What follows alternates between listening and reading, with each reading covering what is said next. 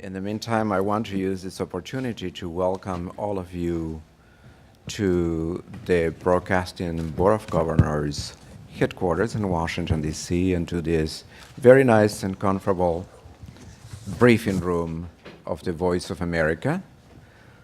This is a very unique and interesting opportunity to have Transparency International in our building and to be able to cooperate in information that is important for everybody, not only the media, but for everybody around the world and for everything that is going on in our 21st century. We have two very distinguished guests with us. Huguette Labelle is the chair of Transparency International. She comes from Canada. She holds a PhD in education. He has been awarded numerous degrees in many universities, has worked for 19 years as Deputy Minister of different Canadian government departments, is a member of the board of the United Nations Global Compact, the group of external advisors on the World Bank governance and anti-corruption strategy, and the advisory group of the IDB on climate change and sustainable development. As you can see, is a woman with a lot of skills, many talents, and much knowledge that we can imagine. So be ready with your questions. Our other keynote speaker is Alan Larson. He's an economist, and he is the chairman of Transparency International USA. He's a board member of Bread for the World, a distinguished fellow at the Council of Competitiveness, and he previously served as Under Secretary of State for Economics and is a career ambassador of the U.S. Department of the State. Having said that, you don't need to listen more from me. I'm Gustavo Wynn. I'm going to be your MC for this morning, but I want to bring to the microphone Ms. Labelle, please.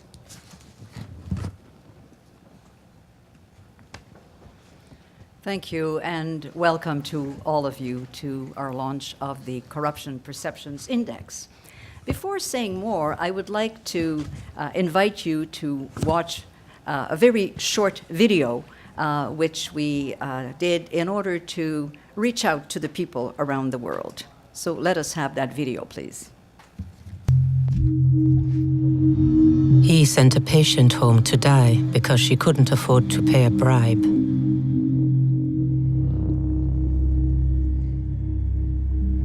He was paid to look away when a factory dumped toxic waste in the local river.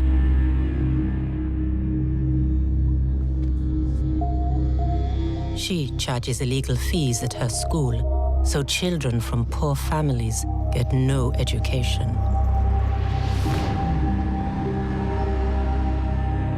He used cash-filled envelopes to win contracts while his competitors went bankrupt. He let a policeman who tortured prisoners walk free. Corruption causes sleepless nights for millions of people. Why not for the corrupt? It's time to wake up.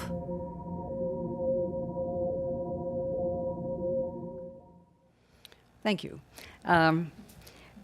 I would now like to make some introductory comments, and you have in your press pack the total list of our ranking and the scores for 2012 for the CPI, and I'd like to just ask you to join me in looking at the map, which will be on the screen in 1 minute.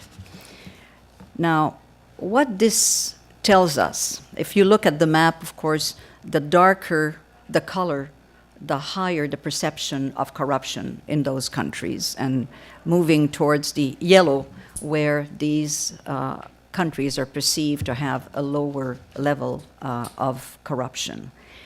And I think what the story tells us this year is that, unfortunately, there has not been great improvement in this last period of time.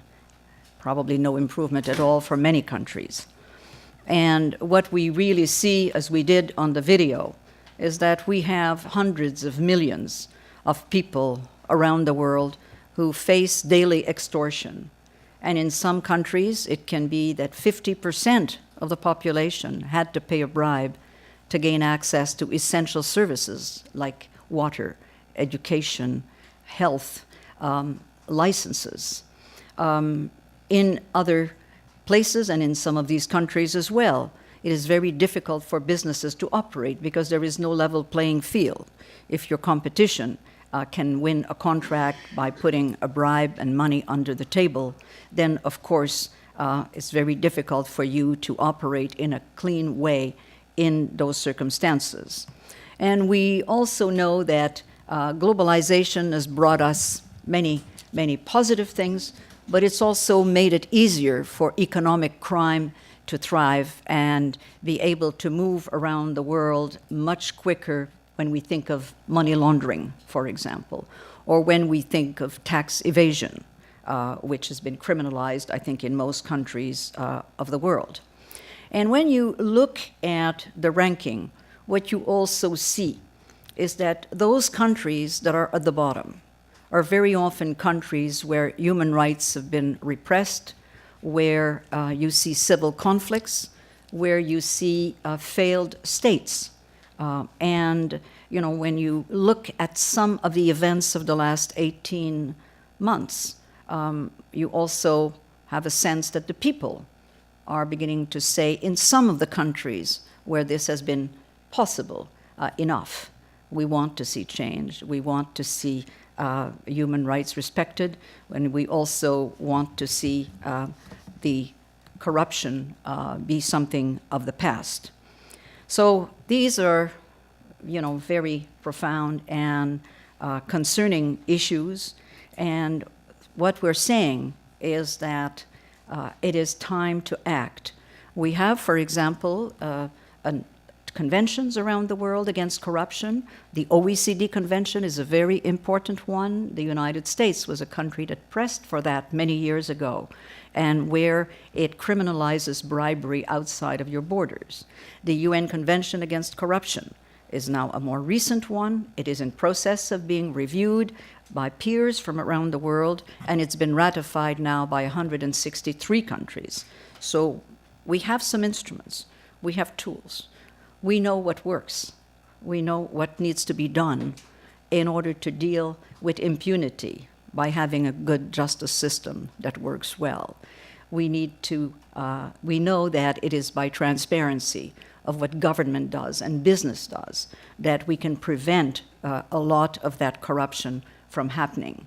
So, you know, as we go around that list and around the world, I think we're saying, again, it is time to act. And the G20, I think, have a very interesting agenda.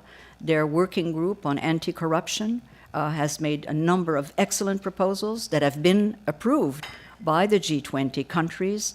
And we're saying to the G20 countries, make sure that you now implement what you have approved, so that we don't have a repeat of the financial crisis, which we're still not over with at this time, but that where we can really prevent corruption, and when it happens, detect it early and have the instruments in our countries to deal with it well. We also, I think the G20 are making it clear that we need cooperation from around the world between tax institutions, between the police, between investigators, so that where money has been hidden, which is illicit, the result of illicit trade or money laundering, that these monies can be seized, can be frozen, and that justice do its course, and eventually money be restituted to its right place, which is to help the people in countries around the world in their development. So I could say much more at this time, but I would prefer to turn this over to my colleague, Alan Larson, chair of Transparency International USA, and then be able to deal with your questions. So thank you.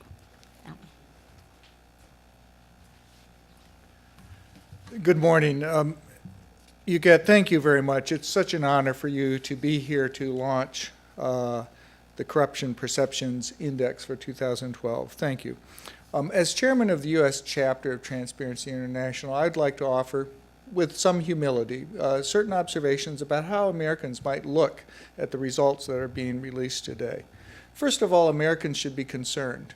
It is clear that corruption is a threat to democratic institutions all around the world. Secondly, it's clear that corruption is a threat to the well-functioning of economies all around the world and here in the United States. And third, it's clear that corruption is a threat to security and safety in all countries, including the United States. Earlier this year, our chapter extended our Integrity Award to Secretary of State Hillary Clinton. In doing so, we recognized that the Secretary of State not only understood the importance of the corruption issue, but she had also taken steps to integrate the fight against corruption into the heart of U.S. foreign policy. Right now in the United States, we're involved in a big debate about who the next Secretary of State should be. One thing that I think is clear, that as Americans look at the results of the last several years, at the current corruption perceptions index and the excellent video that was just shown, that the next Secretary of State should be someone who will build on this record of the past and ensure that the fight against corruption is at the heart of U.S. foreign policy and is at the heart of U.S. dealings with all countries around the world, including major economic and security partners. Now, the United States, as you may have noticed, is ranked 19th in this year's CPI. If the United States were ranked 19th in terms of our defense preparedness, or if we were ranked 19th in terms of the competitiveness of our economy, this would be an alarm bell, and the President and the Congress would be hard at work coming up with an appropriate, comprehensive response. I think that Americans need similarly to be alarmed and be demanding a response to the fact that 18 countries around the world are seen as having greater integrity built into their institutions and less corruption built into their institutions than the United States. Huguette mentioned this is a call to action for all of us. What should we be doing here in the United States? Well, I'll just offer three thoughts. One is that our chapter has long been a very strong supporter of the Foreign Corrupt Practices Act. We believe that we should resist any attempts to weaken the FCPA. We believe that we should continue to be enforcing this part of U.S. law vigorously. And we believe that we should continue to work with U.S. private companies to ensure that they put in place the type of strong compliance procedures that will make them strong supporters and strong partners with the government. Second, the United States has decided to become a member country of the Extractive Industries Transparency Initiative. We want to be strong supporters of that, and we want to ensure that as our government moves forward to do so, that they do so in full compliance with the ITI principles. And third, we need to directly address the issue of public sector integrity. We believe that the federal government needs to have stronger tools for this. We believe that new legislation is needed to ensure that federal criminal sanctions will apply to those public officials who take official actions that benefit their undisclosed personal interests while purporting to act in the public interest. Undisclosed self-dealing imposes very serious costs on the integrity of our institutions, on our economic performance. The new legislation would have to be drafted carefully. It will have to clearly specify the elements of the offense, including requiring prosecutors to show that the defendant acted with specific intent to defraud, knowingly failed to disclose his or her personal interest, and misused public office to generate a private gain.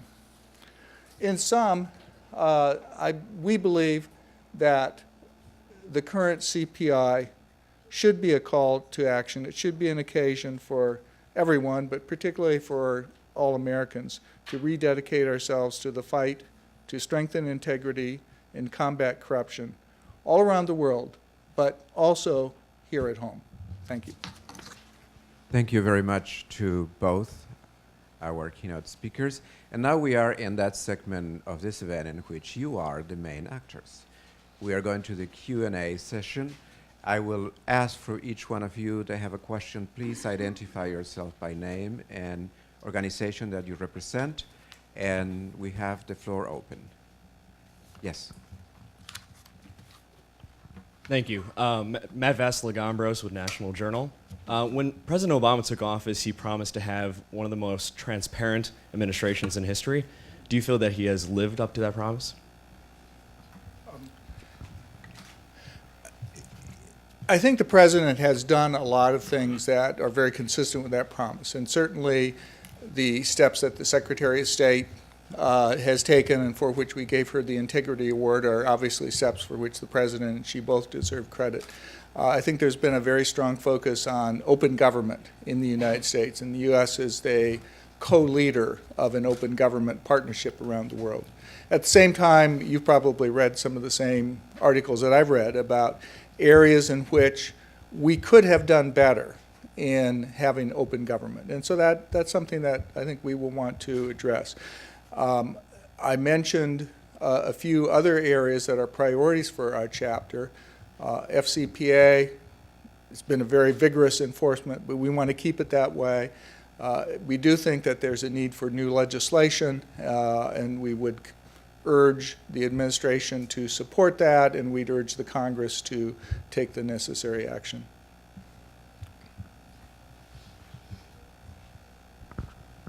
I'm Susan Jackson from the Voice of America, and I'm wondering about this year's survey in general of whether the corruption has improved or gotten worse, and whether you can give some notable instances of either one. Actually, when you look at the ranking, there are a number of countries that have stayed about at the same score. On the other hand, there are others that are not doing as well. I'm thinking of Egypt being one, Kuwait being another, and Austria as well, Greece being another one. So, you know, you have a number of countries like that who one could explain in terms of Greece what has been happening, Kuwait, Egypt in terms of what has been happening in those two countries as well, with the people demonstrating and asking for democracy, for human rights protection, and so on. So here are some of the countries. Those at the top remain pretty well the same. Denmark, Finland, Sweden, New Zealand, for example, being sort of the top four, and they've been pretty well there for a number of years. And when you look at those that are getting worse, those that are at the top, you see in those at the top strong institutions over an extended period of time, a justice system that works well, and public sector integrity to a great extent, less impunity, if at all, compared to the other ones at the bottom. But Alan, do you want to? Okay. Well, I think we have had for the last period of time about 2/3 of the countries who are below what we call at least the minimal safe level of 50%, if that is safe, and therefore it's very high. I think what we would like to see is many more countries with a very different scores as from the perception. So, but it's been around 2/3 for a number of years, and this year it has not improved at all. Can I ask you about China, because we've got a seemingly greater enforcement of corruption of high officials. We had a report today of an investigation in Sichuan. Do you see this as a real effort to stem corruption in China? Well, China has done a number of things, okay? In last year, they passed a new legislation to criminalize bribery outside of their borders. They were highly criticized for not having that sort of legislation and for the perception that their businesses, when doing, and state-owned enterprise, when working outside of their countries, were not respecting, were not acting in the same spirit as those countries which had criminalized bribery. So they've got that law now. And they have been passing a number of laws internally and have been arresting and prosecuting several tens of thousands of people on a yearly basis. So, they've been looking at this. The new president and prime minister have identified this issue as a top issue, including those departing, the previous prime minister and president. But we'll see in terms of the new Politburo and the new two heads being, a country which is still quite centralized in its decision-making, what will happen over this next period of time. But they have been taking a lot of steps. I think now we will see whether it has an impact on reducing corruption or not. I might just very briefly add one brief perspective on that. It's been interesting here in Washington to see that the government of China has sent delegations to have exchanges with our own government about precisely these issues, the ones that Huguette was talking about. And, I think this is consistent with the approach China has taken in other sectors of economic management, where they are trying to learn how other countries deal with this problem. And I had the pleasure of attending, on behalf of Transparency International USA, a rather extensive meeting where the U.S. government and representatives at a senior level of the Chinese government were speaking in some detail about how things like the U.S. Foreign Corrupt Practices Act operate, how we do it, and so that they could reflect on that as they go about implementing the new law to which Huguette referred. I might just want to add a short footnote in that some of their lead universities, they've got 100 universities that are very big universities in China, from Tsinghua in Beijing, Peking University, and so on. And where they are now looking at how to best improve that element of their curriculum on the MBA and executive MBA as an example, and they're talking to countries around the world to follow up on what Alan is saying, on what others are doing in this respect, what curriculum already exists, and what kind of case studies are there that they could use. Hi, I'm Richard Solash with Radio Free Europe. I have a question about the former Soviet Union. I don't know if the results are specific enough to answer this question, but I was wondering what your findings were for Russia since the switch between Vladimir Putin and Dmitry Medvedev, if that kind of resulted in any particular change in that very orchestrated switch, if that resulted in any change in what you saw from Russia. And then more broadly, if you could talk about any bright spots and then particularly egregious examples from the rest of the former Soviet Union. Thank you. Looking at Russia, I think what you have are really two different sides. On one hand, they have joined the OECD, which I think is a very positive event. They have passed a number of pieces of legislation so that they can comply with the OECD Convention Against Bribery. So, these are strong points. On the other hand, they've also passed legislation in the last few years, including one recently, that really limits the space for civil society to operate. And I think that is not wise. This is, I think, making it, giving a strong signal to the rest of the world that Russia is an open society where participative democracy is there and exists. So I think that you have the mixed sides to that. And Al, do you want to add anything? Well, thank you. I would like to add a comment or two on that. I had the privilege earlier this year to testify before the Senate Finance Committee on the extension of permanent normal trade relations to Russia. And that's a very topical issue right now because the Senate is on the verge of acting. What I stressed in my testimony was that the United States should extend PNTR to Russia. This is establishing the rule of law as respect to trade relations, and it's something that I personally strongly advocated. But I also said that it was important at the same time for the United States, for Congress and the administration, to signal the intention to work with Russia on a whole complex of rule of law issues as they relate particularly to business. And I specifically said that it would be important for Russia and the United States, under its new president, to work together on such things as Russia's accession to the OECD Anti-Bribery Convention, to work on the implementation of that, to address some of the concerns that Russia's business community and the U.S. and other business communities around the world have placed about the perception of corruption and extortion in the customs service and tax services and things like that, and that there should be more space for civil society to operate. And so from the standpoint of, I was speaking on my personal behalf, but recognizing that I was also chairman of Transparency International. So I said, we need to deal with all of these things together. We need to see that extension of PNTR, negotiation of a bilateral investment treaty with Russia, and working with Russia on integrity provisions are part of one whole cloth, one nexus of things that we believe are important for integrity purposes, but frankly are also important for business, whether that be Russian business or foreign investors in Russia.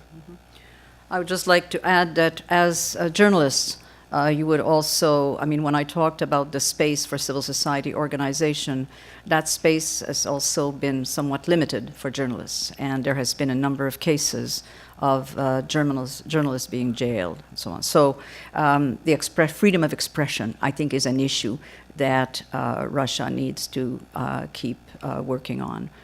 Thank you. Please use the mic.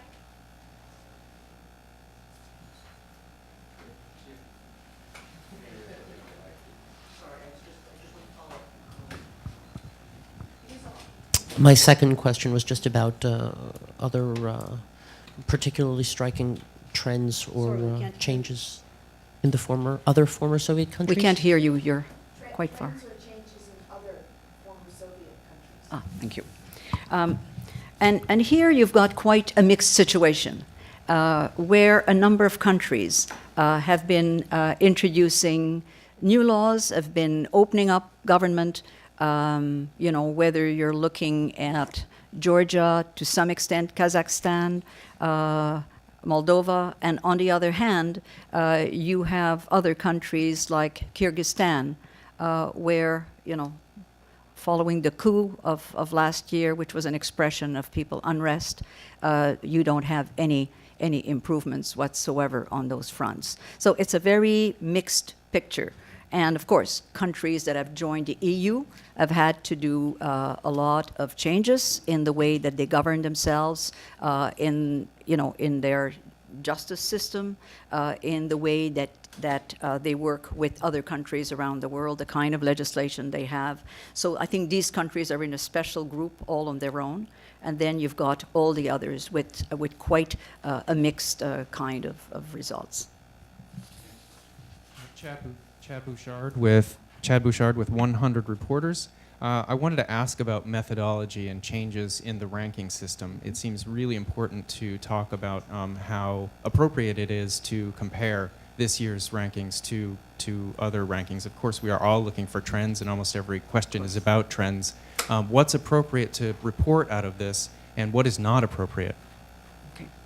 Well, first of all, I would like to say that any of you who want to have, more detailed discussion about the methodology, we have some people in the room who will do that, but I'll just make a brief comment to you and want to say that I think that the scores is what's important, even beyond the ranking, because if we have fewer countries being part of this year, like we have 7 less, because we need a minimum of 3, as you know, this is a composite index, we need a minimum of 3 surveys to include any country.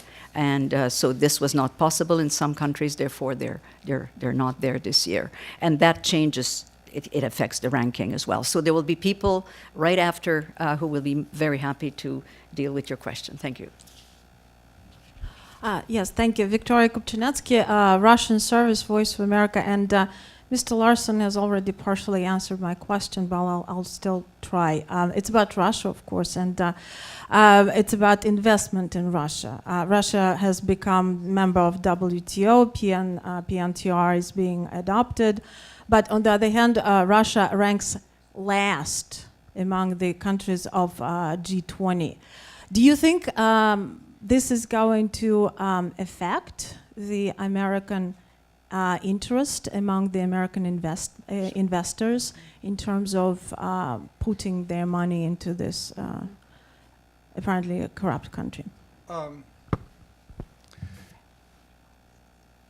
First, to make a very general point, I have felt for a very long time, including when I was Undersecretary of State for Economic Affairs, that corruption really was a barrier to foreign direct investment. And as such, it was a problem not just for countries that invest abroad, but it was a problem for any country that was perceived as corrupt in a way that would make it difficult for businesses. So that's true everywhere. I believe that there is a strong interest on the part of the United States, and I have seen statements from Russia that they have a strong interest, including President Putin and the leadership, of having a stronger sense that there is a clear and predictable investment climate. That's good. One way to do that is to work on things like an investment treaty, which I understand the two governments are working on. We have adopted an approach in the United States, in part due to an advisory panel that I had the privilege of co-chairing, that has injected a much greater emphasis on transparency into what's called the model U.S. bilateral investment treaty. We think that it is very important for investors that there be clarity about what the rules are, and that there be clarity about how the dispute settlement processes work, and that there be a fair basis for a resolution of disputes and when appropriate for compensation. So that's all part, those are things on which I touched in my testimony, and I sincerely hope that those will be things that the two governments will work on together because they have a shared interest in doing so. This is not something that the outside is imposing. This is something that is very reflective of also of the interests of Russia and of any country that wants to attract foreign investment to stimulate its own economy. Jeff Selden from Voice of America. It seems that a number of the countries that are struggling most with corruption also get quite a bit of foreign aid. What impact is foreign aid having on either making the problem worse or making it better? Well, when you look at, let's say, Africa as a subcontinent, sub-Saharan Africa, and there's quite a lot of data that demonstrates that there is several times the amount of money that flies out of Africa into fiscal havens, into London, into New York, into my own country, Canada, I'm sure, into France, than what they receive in development assistance. Therefore, I think it's become increasingly important, as these facts are now better known, to ensure that the donors, be they multilateral or bilateral, really work with each country in a very different way to ensure that they have the means to prevent corruption and to prevent having their capital out of the country being put in other places, And because very often these are countries that are very rich, rich in minerals, rich in oil and gas, that have been exploited for decades. And yet you don't get the taxes being paid for whatever reason. You don't get concession fees going to them. Or they probably, or what happens is still very unclear in a number of countries. If you look at a country like Nigeria, who's tremendously rich in minerals and oil and gas, and which still has a very large percentage of their population being very poor. And that story can be repeated in many other countries. So I think that development assistance is important. It's important to help a country build its social and physical infrastructure that will then make it possible for, to build the schools, the health clinics, the roads, the airports, the ports, and that it can contribute to building that, but also building governance in such a way that they will have the kind of justice system that works, that there will be, impunity will be part of the past, and so on. Now, I'm using sub-Saharan Africa. I could use other countries as well in South Asia, or I could use some countries in Central America. But I'm using these countries because they are so rich. Sub-Saharan Africa is so rich, not just now and in the past, but in the future. There's quite a lot of mineral wealth that has not been explored, and with many companies around the world looking to go and work. But if the contracts that are negotiated between the government and that company are such that money is not flowing in, if there is not provisions to ensure that transfer pricing of the company does not also take the money elsewhere in a fiscal haven where they might have another subsidiary as opposed to paying the taxes in that country. So there's a lot that needs to happen. I think that we have multilateral institutions like the World Bank, the regional banks who have this very high on their agenda. We have been at Transparency International, preparing a number of documents recommending a number of initiatives that can be taken in order to ensure that the money that is being sent from bilateral donors for development assistance really meets its purpose, and that there is not another part of the resources of that country that just fly away instead of being used for, internally for the development of the country. So it's not a replacement, in other words. Okay. Maria Garcia with Notimex. It's about Mexico, which is located in a non-flattery place.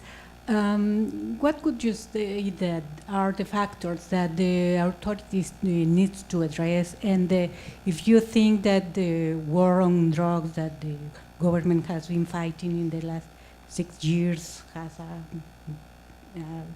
something to do with it?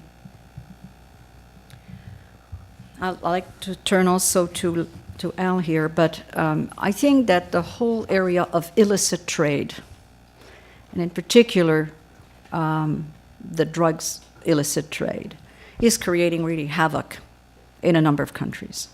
And some of the worst aspects are, of course, because a lot of people get killed.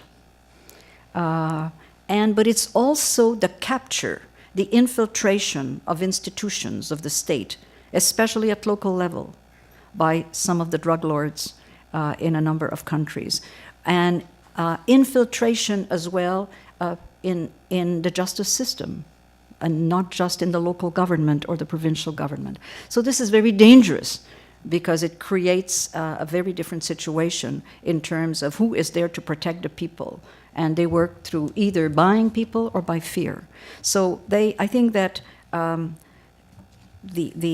this is an area that, if I remember, President Calderon, when at the meeting of the Organization of American States, along with some of his counterparts from Latin America, be it Colombia, for example, were really trying to press the leaders of these countries to try together to look at different ways, saying, for some reason, whatever we've been doing, we've worked very hard, but it has not brought the kind of results that we would like to have.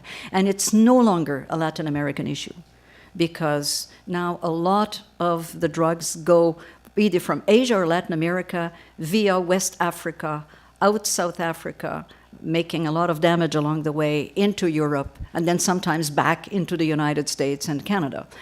for example. So it is a major cancer, and one that I think all leaders need to work on, but trying to find, and not just the governments, but working with, with prosecutors, with the justice system as a whole, with civil society, to try to find very different ways of dealing with this before it becomes even more pervasive and more entrenched into institutions around the world. But Al, you might want to add to that. No, thank you. I think it's a good question. And just as I pointed to the important work that the United States has to do at home, I'm sure that's true of every country. And so, I think Mexico's new leadership will want to address the things that they believe are the priorities for them in tackling the issue of corruption and integrity within Mexico. We also believe that this is a problem that none of us can fight and win alone. And that's why we put so much stress on the cooperative relationships. Mexico is a member of the OECD and the OECD Anti-Bribery Convention, and a very highly respected Mexican is now head of the OECD. So there's a tremendous amount of opportunity to work with Mexico in the context of the OECD Anti-Bribery Convention on the external side of the corruption problem. I think Huguette comes from Canada, I come from the United States. Canada and the United States are partners with Mexico in NAFTA, and there is opportunity, in my view, to, I think, introduce into that relationship some of these newer approaches that we now have made in the United States, part of our approach towards investment relationships and trade relationships. Mexico is a key member of the G20, and we have been, as an organization, Transparency International has been putting a tremendous focus on what can be done through the G20 to really lock in very strong commitments in this space because, one, it's important to the performance of the economy. We can't fight the financial and economic crisis without tackling corruption. And we know we have to do it together. And so those are sort of partial ideas about how Mexico is part of the strategy that we see. Yeah, my name is Yuni from VOA, Indonesian Service. Can you touch a little bit on Indonesia, especially Indonesia received funding from the U.S. Specifically to fight corruption. So I was just wondering, is there any progress? And also about how you measure your index. For example, from the cases brought to the court, or I don't know, from... Okay. You want to do? Well, I'll take the first part of your question. I actually had the privilege of being in Indonesia in September, and so it's a country that's very important for the United States in a lot of ways.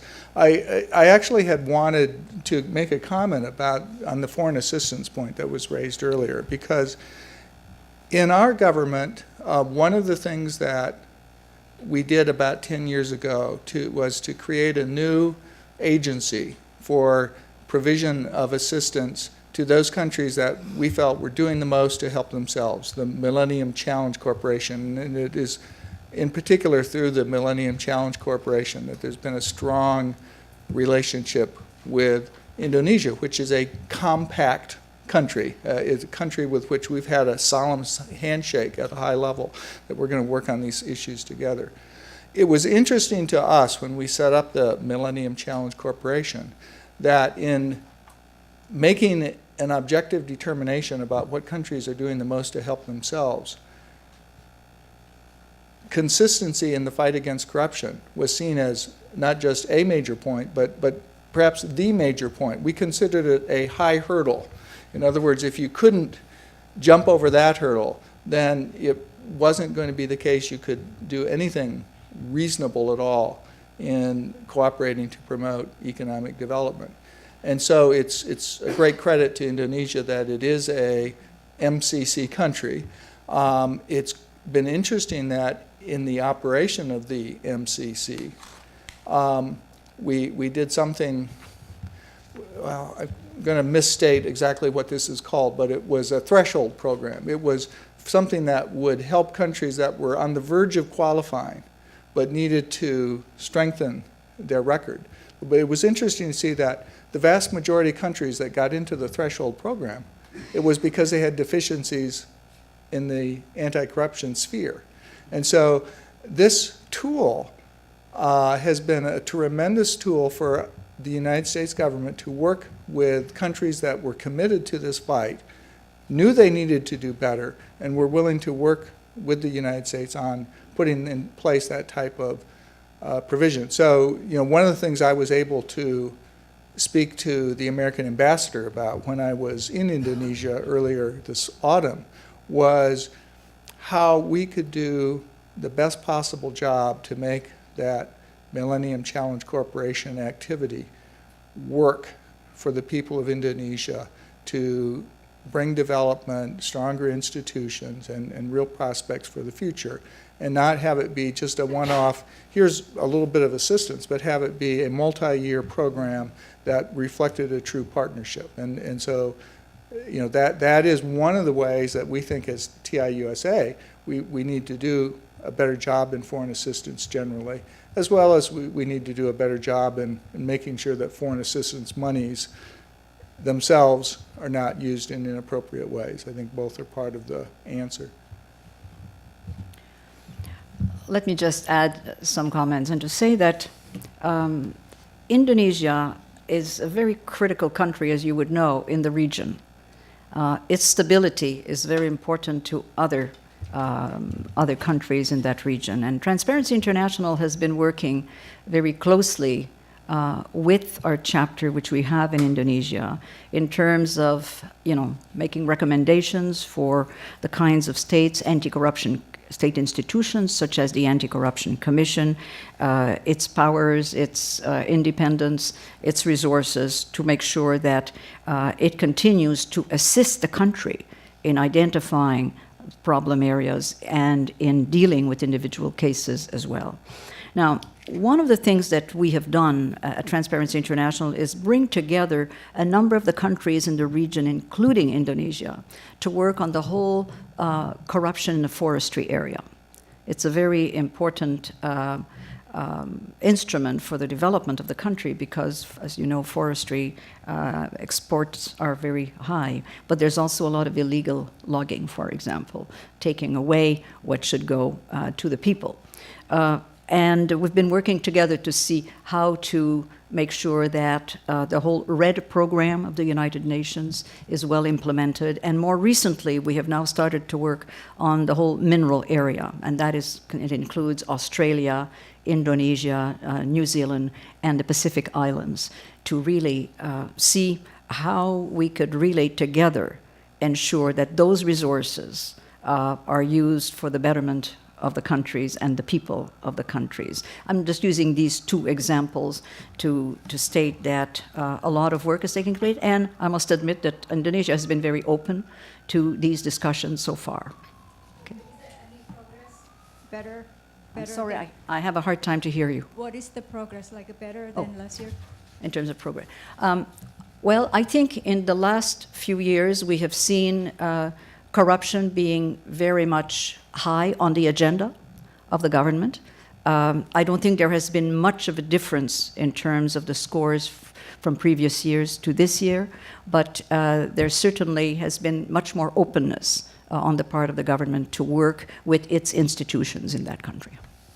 Just a time management announcement. We have 3 more people in 10 minutes to end the briefing, and I will reserve 1 final minute for some comments. Okay. Go ahead. Liliana Henao with the Latin American division of the Voice of America. I'd like to go back to Latin America, and if you can talk a little bit about the positive and negative trends amongst the Latin American countries. Venezuela is the highest ranked. It would seem like maybe that's no surprise, but have there been any changes notable, both positive and negative? Also, given the proximity of some of these countries to the United States, should the United States be concerned? What is it doing? Should it do something, especially if we consider that corruption is a threat to democracy, security, and world economies. Thank you. In looking at some of the countries, I will use some of them as examples of what has been happening, which has been very positive. If I look at Brazil, in the last few years, Brazil now, in terms of increasing the transparency of its government to the people, publishes on a daily basis all the money that is spent by the Brazilian government at the national level, to whom this money goes and how much. By 12 o'clock midnight every day, each department of the national government has to have on their website that information. Now, of course, they're working to making sure that those people who don't have access to a website can still get timely information, and that it is presented in a way which is easy for people to understand. But that's a very important breakthrough. There are very few countries, to my knowledge, who do that around the world right now. They've also introduced legislation to try to break the vicious cycle of immunity of parliamentarians and short statute of limitation. And they have now new legislation whereby if you are being investigated with serious information, serious data available, and then convicted, that you cannot run for office for 7 years.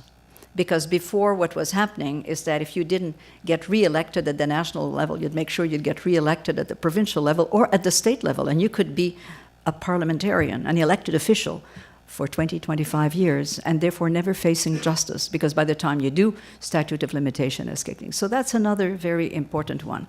The disclosure, we're talking earlier about disclosure of assets of public officials. Both parliamentarians as well as public servants, from the president to the more modest employee.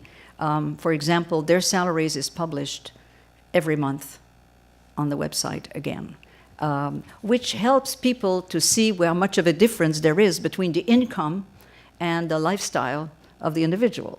And there's much more disclosure, of course, than that taking place. So that's an interesting example of a country that has been doing quite a lot in the recent past to try to deal with some of the very pervasive effects. Now, that whole region, and many, many countries, I should say, in the regions, their great concern is on the inequity in their population of resources, meaning that there are a lot of people who have succeeded in doing well financially, and yet you have good economic growth in some of those countries, but it doesn't translate itself in equitable growth for the people. And that's a major concern. And I know that a number of countries are trying to better understand why this is happening and try to deal with that. The drug issue, as we talked about before, is creating a lot of problems in a number of countries of Latin America, as in other parts of the world, and that is an issue, which I think needs to be taken into consideration. And Venezuela is sort of the country which is the lowest of all the countries in the region, and I think that the issue of openness within the country and outside of the country is a big issue in Venezuela. But United States. Just a few very quick points. That was a wonderful answer. The United States should, in my opinion, have this issue be at the center of our relationships within the hemisphere. It is a good thing that we've got the OAS Anti-Corruption Convention as one foundation for that work. We should be very conscious that as Americans we don't want to convey a sense of Yankee saying this, Yankee saying that. We have our own problems here in the United States. This is a common issue that we need to work on together. It's interesting that Brazil, in addition to all the things that Huguette mentioned, is a partner with the United States in the Open Government Procurement Initiative. So this is the type of partnership that we need to see. And as I said in my opening remarks, I believe that a number one criterion for having, for the next Secretary of State should be a commitment to tackle these issues everywhere in the world. Ray from... And you would probably know that there's been a lot of convictions. You know, there's a large group of people that are in front of the courts with over 20 convictions so far, with jail term as well as having fines, which is quite something new, that country, because these are not only, but the number of them are politicians or senior officials. Sorry. So I'm Ray from Rule of Law for Africa. So given that your index is, the poor countries dominate the bottom of your index, to what extent does your index take into consideration those countries that are genuinely poor but have the political will to maintain and sustain democratic I'm sorry, to institutions? what extent? To what extent does your index take into consideration those countries that have the political will to sustain democratic institutions but don't have the capacity? Okay. I think that there's no question that a fair amount of the development cooperation has gone to the development of capacity in the countries. But I think there's a renewed interest in that now by the African countries. The AU has been doing quite a lot of work in this respect, so that there can be interchange between countries, but also identifying some of the areas where increased capacity is needed. And certainly on the trade side, for example, is a very big area. In the negotiation of contracts is another big area. And also in dealing with, for example, supreme audit institutions, the oversight institutions, how can they be created to be of better assistance to the countries? Sorry. Thank you. Thank you very much to our guest speakers. Thanks to everybody that attended the briefing. We're going to close now, but afterwards, we have time for all of you that have pending questions. There are several of you that want to talk to them for one-on-one with both guests. So feel free to approach them, bring your cameras, and ask the questions. The briefing as a briefing, it's over. We want to thank very much both Ms. LaBelle and Mr. Larson. And one question keep in my mind, and we'll discuss it later, when you mentioned the media is often the target of corruption, and either they are killed or they are retaliated against. And my question will be, we can discuss it in private later, what can the media do to help with those issues? Do we need training? Do we have to facilitate with training how the media can approach that to be safe by themselves, but at the same time to report about the issue of corruption? So that's pending. We'll discuss it later. Feel free to ask the questions, and I apologize to you. Thank you very much.